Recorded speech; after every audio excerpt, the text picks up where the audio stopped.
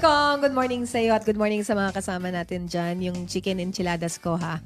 Favorite ko yan. Good morning po sa inyo lahat, mga kasambahay. Of course, sa ating Kuya Daniel Razon. Good morning. Andito tayo ngayong umaga nga kung dito sa Barangay Pinagsama, Phase 1 sa Taguig City, kung saan ang registered voters nila ay hindi masyadong marami, ha? Hindi, napakarami nilang registered voters, nasa 21,000 at ang kanilang population ay 50,000. Ang laki, ano? At syempre, pinapasalamatan natin at binabati na natin kaagad ang kanilang barangay captain na si Barangay Captain Victoria Mortel Balindoy. Ayan. At ngayong umaga ay nagsasagawa nga tayo ng medical and legal consultation.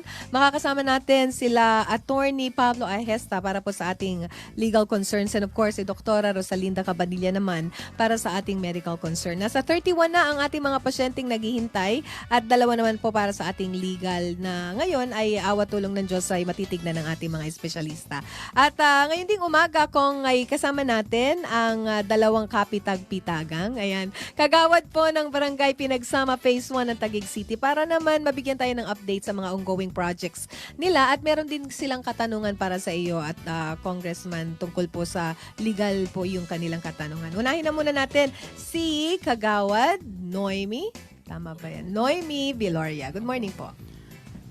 Ang katanungan po namin dito sa Barangay Pinagsama po yung tungkol sa mga yung mga taong inireklamo tapos pinadala namin sila ng 3 bihis na napatawag, ini-ignore nila yung mga patawag namin.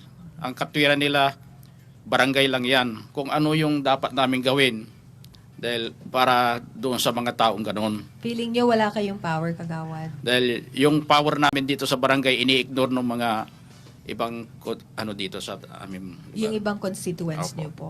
Okay. Ayan, Congressman Erin, hindi pa nga nakakabati si Kagawad. Tanong na kaagad yung kanyang naibato. Kung nakuha niyo po yung kanyang katanungan. Yes, depende naman kung anong kaso yan, no? Kung kaso na covered rin ng korte yan, kaya matapang-tapang yung mga ayaw pumunta sa barangay. Kasi ang purpose ng barangay para magkaroon ng settlement. Ngayon, kung talagang ayaw makipagkita yung nirereklamo, after 3 times, ang pwedeng gawin ng barangay na talaga mag-issue ng certificate to file action.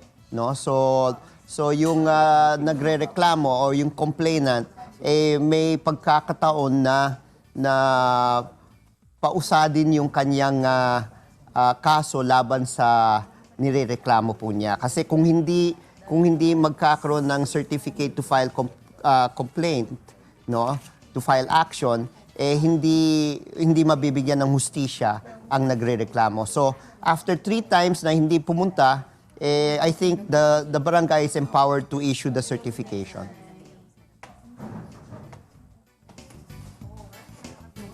Okay, Kagawad? Alright. Kagawad, meron pa po kayong follow-up question? Isa pa po yung mga kagaya ng mga kamag-anak nila, nanay o asawa, pupunta sa amin sa barangay at yung mga nila inireklamo kung halimbawa nagwawala sa bahay nila o kaya nananakit na, pinakukulong nila sa amin sa barangay na ang pinaka-waiver nila, pinabablatter na lang namin doon, pinapipirma lang sa blatter. Ano bang doon dahil kuminsan umabot ng 24 hours yung pagkakulong. Wala ba kaming doon?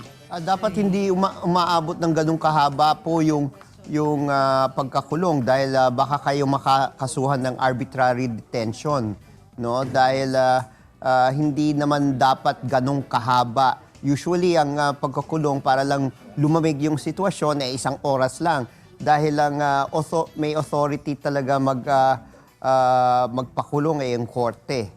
No? So, dapat hindi umaabot ng 24 hours dahil kung 24 hours po yan, arbitrary detention ang haharapin po ninyo sa na kaso.